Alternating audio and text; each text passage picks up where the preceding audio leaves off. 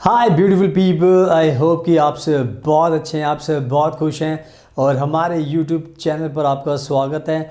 आज की वीडियो में हम बात करने वाले हैं जर्मनी के newly launched job opportunity card के बारे में, जिसका दूसरा नाम है शांसन कार्टा। और आज की वीडियो में मैं आपको बताऊंगा अगर आपको ये वीज़ा चाहिए, 100% चाहिए, तो क्या क्या डॉक्यूमेंट्स की रिक्वायरमेंट है जो आपको पूरी करनी होगी। बिकॉज़ आज के टाइम में अगर कोई भी वीज़ा आपको चाहिए तो उसका सबसे इम्पॉर्टेंट पार्ट होता है उसके डॉक्यूमेंट्स। तो जर्मनी की सरकार ने कुछ जो इम्पॉर्टेंट डॉक्यूमेंट्स है उसकी लिस्ट निकाल दी है, यानी कि जिसको हम बोलते हैं चेक लिस्ट। तो जर्मनी की सरकार ने चेक लिस्ट इशू कर दी है, पब्लिश कर दी है अपनी वेबसाइट पर और सबको बता दिया है कि अगर आपको ये वीज़ा चाहिए तो आपको ये सारे डॉक्यूमेंट्स देने होंगे जो जो हमें रिक्वायरमेंट है, तो उसी के बेसिस पर आपको वीज़ा मिलेगा। तो आज की वीडियो में मैं चाहता हूं कि जो जो एक एक डॉक्यूमेंट्स है वो मैं आपको एक्सप्लेन कर दूं इस वीडियो में, ताकि आपको कोई भी डाउट ना रहे एंड होपफुली जब भी आप ये वीज़ा अप्लाई करो तो आपको ये वीज़ा मिल जाए। तो मैं आपको ऑनलाइन जर्मनी की सरकार की वेबसाइट पर दिखाऊंगा ये चेक लिस्ट एंड आपको हर चीज़ के बारे में बताऊंगा, डॉक्यूमेंट्स के बारे में, ताकि आपको पूरी नॉलेज मिल जाएगी।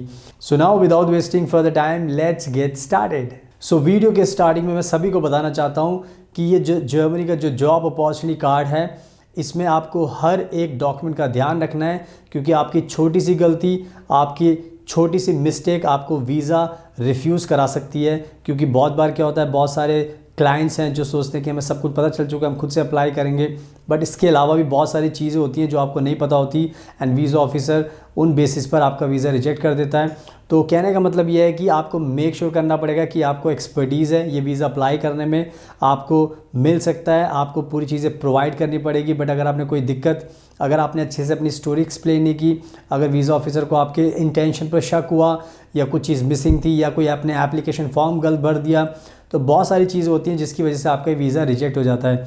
तो मेरा कहने का मतलब ये है कि जो भी आप काम करोगे इस वीज़ा को अप्लाई करने के लिए, सारी चीज़ें आपकी परफेक्ट होनी चाहिए। आपको इंटरव्यू के टाइम में क्या पूछा जाएगा उसके आंसर होने चाहिए। तो ओवरऑल देखा जाए तो पूरी आपको नॉलेज होनी चाहिए, तभी आपको ये वीज़ा मिलने में आसानी होगी। अब मैं टाइम वेस्ट नहीं करता, मैं आपको सीधा चेकलिस्ट पर लेकर चलता हूँ, वहीं पर एक एक डॉक्यूमेंट्स के बारे में बताऊँगा ताकि आपको पूरी नॉलेज मिल जाएगी और उसके बाद आपको बहुत आसान होगी खुद से अप्लाई करने में। So now let me show you the checklist online. सुनाओ, आप खुद अपनी आंखों से देख सकते हो, ये है जर्मन मिशंस इन इंडिया, यानी कि मैं जो जर्मन एम्बेसी की वेबसाइट है भारत के अंदर, उसी पर आपको आज मैं लाइव दिखा रहा हूँ कि जितने भी लोग अप्लाई करना चाहते हैं भारत से, मैं आपको आज चेकलिस्ट दिखाने वाला हूँ और वो सारे डॉक्यूमेंट्स आपको चाहिए होंगे। बट मैं आपको पहले से एक चीज़ बता रहा हूँ कि जर्मनी की सरकार ने 2 चेकलिस्ट निकाली हैं, 2 कैटेगरी, आपको 2 ऑप्शन दिए चेकलिस्ट के। तो आज की वीडियो में मैं पार्ट 1 बना रहा हूँ, तो मैं आपको एक पहला ऑप्शन जो पहली चेकलिस्ट है वो दिखाऊंगा। इसके बाद मैं एक दूसरी वीडियो बनाऊंगा, नई वीडियो, उसमें आपको पार्ट 2 यानी कि ऑप्शन 2 बनाकर दिखाऊंगा जो दूसरी चेकलिस्ट है। तो प्लीज़ कंफ्यूज मत होना, आज की वीडियो में मैं आपको पहली चेकलिस्ट के बारे में बता रहा हूँ। और इस चेकलिस्ट में आपको ध्यान रखना है कि इसमें आपको आइल्स जर्मन की ज़रूरत नहीं है, बिकॉज बहुत सारे लोग हमें बोलते हैं सर ज़रूरत है ज़रूरत है। मैं आपको बता रहा हूँ कि आपको नॉलेज नहीं है, हमें पूरी नॉलेज होती है। इसलिए मैं आपको पार्ट 1 बनाऊंगा, फिर मैं पार्ट 2 बनाऊंगा ताकि आपको क्लियर हो जाए। तो अब मैं आपको जो पहली चेकलिस्ट जर्मनी ने निकाली है वो बताता हूँ आपको। तो आप यहाँ पे पढ़ सकते हो शांसन कार्टा अपॉर्चुनिटी कार्ड, यानी कि ये आपको दिखा रहा हूँ और यहाँ पे लिखा है 3 जून 2024, यानी कि 3 जून 2024 को जर्मनी की सरकार ने अपने वेबसाइट पर इसको पूरा एक्सप्लेन किया चेकलिस्ट को। यहाँ पर लिखा हुआ है please visit the website make it in Germany for an in depth information on the opportunity card for job search once you have done the self check on that website also found here please prepare the following documents for your visa application and book an application appointment. कहने का मतलब ये है कि Germany सरकार की ये official website है, इस पर जाकर आपको पहले चेक करना है कि आप एलिजिबल हैं या नहीं है। जब आप एलिजिबल बन जाते हो तो उसके बाद आपको ये जो चेकलिस्ट मैं आपको दिखा रहा हूँ पार्ट 1 में, जो ऑप्शन 1 दिखा रहा हूँ पहली चेकलिस्ट, उसको आपको फॉलो करना है। तो पहले जो ऑप्शन है इसमें हम देख लेते हैं इसके अंदर क्या क्या चीज़ें आपको ज़रूरी है। तो यहाँ पर आप पहले पढ़ सकते हैं, यहाँ पे लिखा valid passport issued with in the last 10 years and with at least 2 empty pages for visa. कहने का मतलब यह है कि आपका पासपोर्ट होना चाहिए और वो पिछले 10 सालों में इशू होना चाहिए और उसके 2 पेज तो एटलीस्ट खाली होने चाहिए ताकि ये स्टैंप लगा सकें, उस पर स्टिकर लगा सकें, आपको वीज़ा दे सकें। पहली चीज़ हो गई। दूसरी चीज़ है application form completed online with VIDEX printed out twice and both forms duly signed by you. यानी कि आज के टाइम में आप देखोगे जो एप्लीकेशन फॉर्म होता है वो जर्मनी की सरकार के वीडेक्स वेबसाइट पर मिलता है। तो आपको अगर अपॉर्चुनिटी कार्ड का फॉर्म भरना है तो यहीं पर आपको आना पड़ेगा। इसके लिए मैं एक अलग से वीडियो बनाएंगे कैसे आपको फॉर्म भरना है, वो अलग बताएंगे आपको। तो जितने भी लोग अप्लाई करें ध्यान रखना सारी चीज़ें सही भरनी है, वरना वीज़ा रिजेक्ट होने में बहुत आसानी से आपका रिजेक्ट हो जाएगा। तो अप्लीकेशन फॉर्म अच्छे से भरना है आपको। और इसमें अगर फॉर्म भरने में कोई दिक्कत आती है तो आप हमें कॉन्टैक्ट कीजिए, हम आपको ये फॉर्म भर के देंगे ताकि आपसे गलती से भी कोई गलती ना हो। आगे लिखा है 2 करंट आइडेंटिकल पासपोर्ट फ़ोटोज़, यानी कि आपको 2 पासपोर्ट फ़ोटो चाहिए और 6 महीने से पुरानी नहीं होनी चाहिए, यानी कि लेटेस्ट आपके पास होनी चाहिए। उसके बाद है declaration for additional contact and legal representation information. ये भी एक फॉर्म होता है जो आपको भरना होता है, और इसको आप भरने में कोई दिक्कत आती है तो इसको भी भरने के लिए आप हमें कॉन्टैक्ट कर सकते हैं। हम आपको ये फॉर्म भी बता देंगे क्या क्या इसमें भरना होता है, तो ये फॉर्म भी आपके लिए ज़रूरी है। उसके बाद नेक्स्ट चीज़ है 2 copies of your passports data page A4 size, यानी कि जो भी आपका पासपोर्ट है उसका फ्रंट और लास्ट पेज की दो कॉपी इनको चाहिए होंगी, ताकि इनको पता चल जाए कि आप कहाँ पर रहते हो और आपको कहाँ पर इशू है, और आपके बारे में पूरी इन्फॉर्मेशन मिल जाएगी आपके पासपोर्ट से। तो ये डॉक्यूमेंट भी आपके पास होना चाहिए।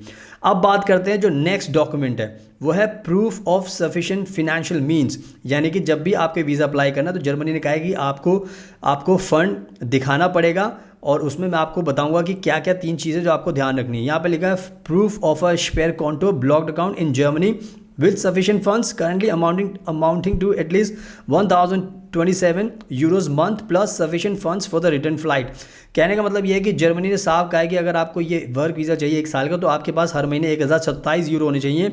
इसको 12 महीने से मल्टीप्लाई करोगे तो ये बन जाते हैं 12,324 12,324 यूरोज बन जाते हैं। और साथ में इसके अलावा आपको फ्लाइट टिकट के पैसे भी शो करने पड़ेंगे, यानी कि यहाँ से तो आप निकल जाओगे पर वहाँ से आने के लिए भी शो करने पड़ेंगे ताकि आपको वीज़ा मिलने में कोई दिक्कत ना हो। उसके बाद जो दूसरा ऑप्शन इन्होंने दिया है इसको बोलते हैं फेयर फ्लिश्ट एरक्लेयरिंग formal obligation letter by a sponsor living in Germany, यानी कि अगर कोई जर्मनी में आपका रिलेटिव रहता है अगर वो आपको स्पॉन्सर करेगा तो आप इससे भी साबित कर सकते हो।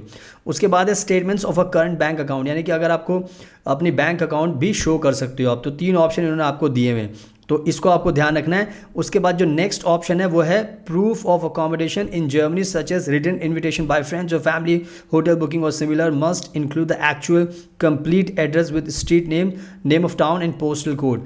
कहने का मतलब ये है कि जब भी आप जाते हो तो आपको अपना अकोमोडेशन प्रूफ भी देना पड़ेगा। अगर इसमें कोई कन्फ्यूजन हो तो आप हमें कॉन्टैक्ट कीजिए, हम आपको जर्मनी में अकोमोडेशन दिलाएंगे ताकि आपकी फ़ाइल स्ट्रांग बन जाए। तो हमें कॉन्टैक्ट कीजिए इसके लिए। आगे लिखा हुआ है एजुकेशन के बारे में, क्योंकि एजुकेशन बहुत ज़रूरी है। तो यहाँ पे लिखा है प्रूफ ऑफ वोकेशनल और एकेडमिक ट्रेनिंग, यानी कि आपको एजुकेशन भी दिखानी पड़ेगी। तो यहाँ पे लिखा हुआ है सच एज बैचलर्स और master degree, diploma and if applicable prior work experience in the form of conformation letters bye previous employers. कहने का मतलब यह है कि अगर आपने बैचलर डिग्री की है, मास्टर डिग्री की है, तो आपको दिखाना पड़ेगा, सबमिट करना पड़ेगा इसका प्रूफ। और अगर आपने पहले वर्क एक्सपीरियंस लिया तो उसका प्रूफ भी आपको डालना पड़ेगा ताकि इनको पता रहे कि आपने काम किया तो कहाँ काम किया। तो आपके ये भी ज़रूरी है। अगर आपने नहीं किया तो कोई दिक्कत की बात नहीं है, मैंने बताया कि अगर आप फ्रेशर भी हो तो भी आप अप्लाई कर सकते हो।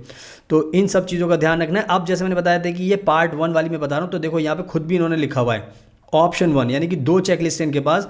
तो यानी कि जो मैंने ऊपर चीज़ें बताई हैं उसमें option 1 proof of full recognition of your qualification for Germany. पहला ऑप्शन है academic degree and have been database print out listing both your degree and the awarding institution और individual statement of comparability by anabin information on the anabin process can be found here. कहने का मतलब यह है कि आपको अपनी degree को रिकग्नाइज कराना पड़ेगा। अगर आपको वीज़ा चाहिए तभी इनको पता चलेगा कि भाई आपने जो इंडिया में डिग्री ली है वो आपकी रिकग्नाइज डिग्री है जर्मनी के अंदर भी, तो ये भी करना पड़ेगा। तो ये सिर्फ ऑप्शन है जिसने बैचलर डिग्री ली है, मास्टर डिग्री ली है। दूसरा ऑप्शन इन्होंने ध्यान दिया, इसको ध्यान से देखना आपको, वोकेशनल ट्रेनिंग, यानी कि भारत के अंदर बहुत सारे ऐसे स्टूडेंट्स हैं जो वोकेशनल ट्रेनिंग करते हैं, तो उनके लिए भी ज़रूरी है proof of recognition of your training where you can obtain this recognition depends on the kind of training you receive. Information on how to obtain the recognition can be found here. General information on the recognition process can be found here. तो बहुत simple है, जितने भारत के लोगों ने vocational training की है तो ये अच्छी बात है कि आप भी एलिजिबल हो, तो आपको भी अपनी डिग्री रिकग्नाइज करानी पड़ेगी, चाहे आपने बैचलर की हो चाहे ये ट्रेनिंग की हो आपने। तो ये कहीं ना कहीं बहुत अच्छी बात है। तो ये है ऑप्शन 1। तो मैंने पहले बता दी है, एक पहली दिखा रहा हूँ चेकलिस्ट, अगली वीडियो में दूसरी चेकलिस्ट दिखाऊंगा। लेकिन अब एक चीज़ और दिखानी है आपको जो बहुत इंपॉर्टेंट है कि वेबसाइट पर अगर मैं ड्रैग करूंगा तो आपको नीचे समझ में आएगा, जो आपको देखना बहुत ज़रूरी है बिकॉज बहुत सारे लोग कन्फ्यूजन है। तो यहाँ पर देखिए, यहाँ पे लिखा हुआ है रिगार्डलेस इफ ऑप्शन 1 और 2 applies to you please also always hand in, यानी कि जो मैं आपको चेकलिस्ट दिखा रहा हूँ ये ऑप्शन 1 की मैं बता रहा हूँ, ऑप्शन 2 की मैं नेक्स्ट वीडियो में दिखाऊंगा। बट अगर आपके पास ऑप्शन ए हो या ऑप्शन 2 हो, चेकलिस्ट पहली वाली हो दूसरी वाली हो, आपको ये जो नीचे डॉक्यूमेंट्स हैं ये पहली चेकलिस्ट के लिए भी ज़रूरी है और दूसरी चेकलिस्ट के लिए भी ज़रूरी है, इसलिए लिखा हुआ है रिगार्डलेस, यानी कि भूल जाओ 1 है या 2 है आपको चाहिए। तो अब क्या डॉक्यूमेंट्स है जो कंपलसरी है? Duly sign motivational letter, statement of purpose, and आपको उसमें सब बताना है व्हाट टाइप्स ऑफ वर्क और job you intend to do in Germany, if and since when you learn German, if you have already applied for jobs at which company और have already been invited to job interviews, why you intend to move to Germany and not another EU country, please attach proof of job applications और invitations to job interviews. तो कहने का मतलब यह है कि motivation letter में आपको ये सारी चीज़ें डालनी है।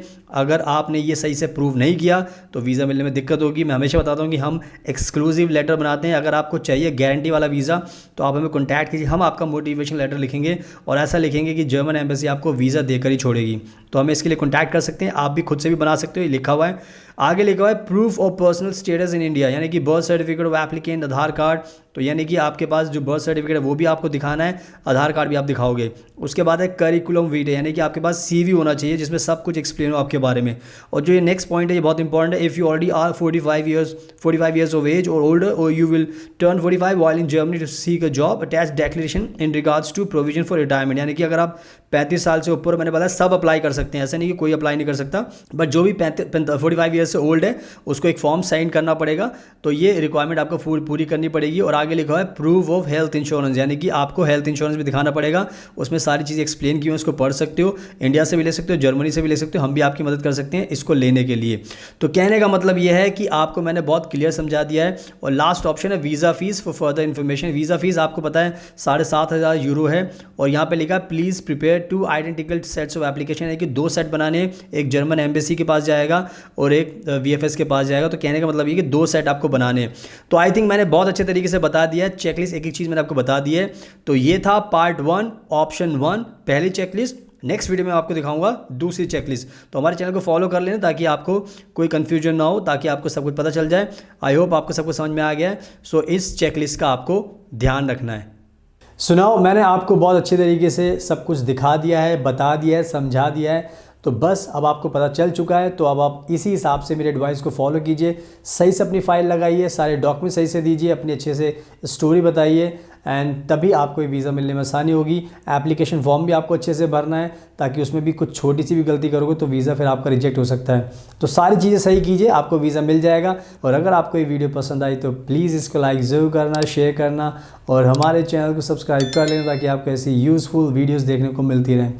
So thank you so much, आपके कीमती टाइम का best of luck, and please हमेशा अपना ध्यान रखिए।